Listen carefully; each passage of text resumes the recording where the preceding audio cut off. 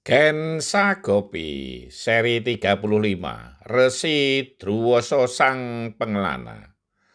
Sang Bagaskara belum menampakkan cahaya ketika tangis seorang bayi terdengar di kademangan Widoro Kandang. Gensa Gopi masih ditunggui oleh para tetangga, dan seorang dukun bayi sedang memandikan seorang bayi yang sehat dan kuat. Sedangkan Ki Antagopa mundar-mandir di pendopo kademangan.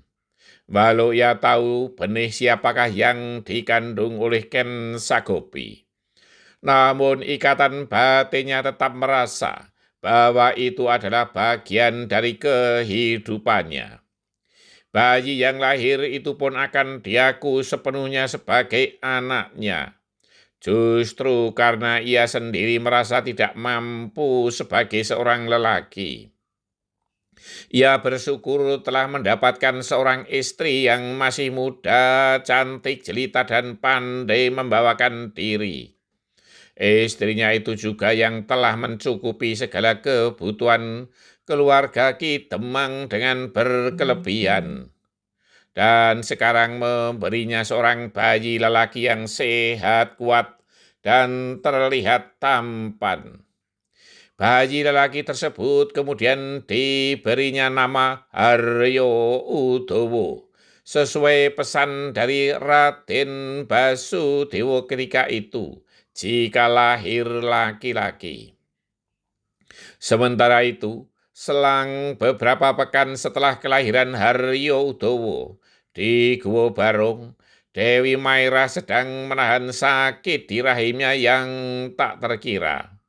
Dewi Maira sampai di Guwa Barong karena diantar oleh Resi Kolo kepada adik Prabu Guruwangsa, yaitu Ditya Surati Montro.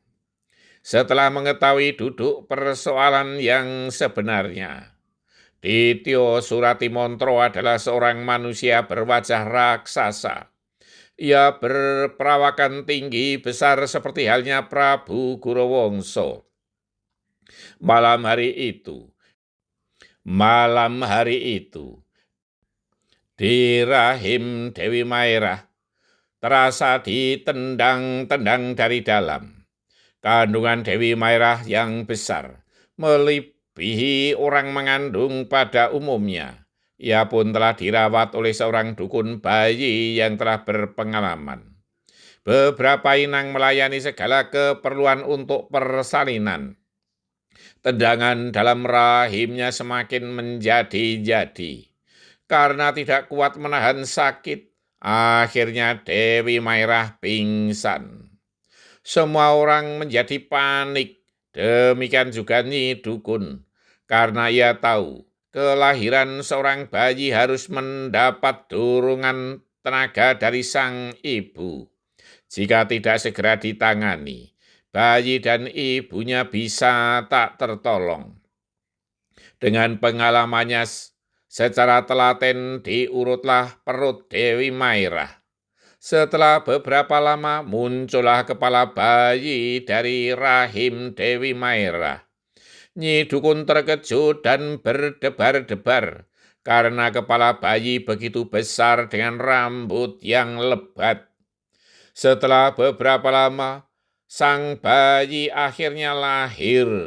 Semua yang menyaksikan terbelalak takjub karena ukuran bayi yang begitu besar, seolah seorang anak yang sudah berusia 2 tahun.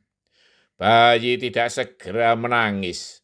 Baru setelah ditampar pantatnya beberapa kali oleh Nyi Dukun, bayi baru menangis. Tangisannya begitu keras, sehingga membuat terkejut siapapun yang mendengarnya. Lebih terkejut lagi ketika melihat di mulutnya telah tumbuh 4 buah taring yang tajam. Akan menjadi apakah anak ini kelak? Batin mereka yang menyaksikan.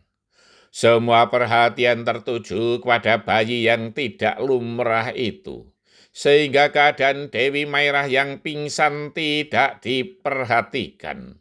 Ketika seorang inang meraba dahi Dewi Mairah, terasa sangat dingin ketika tangannya diarahkan di depan hidung Dewi Mairah. Tidak dirasakan adanya hembusan nafas.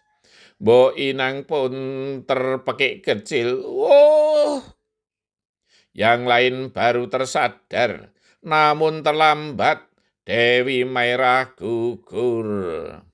Gugur ketika melahirkan. Dewi Mairah sedo kunduran.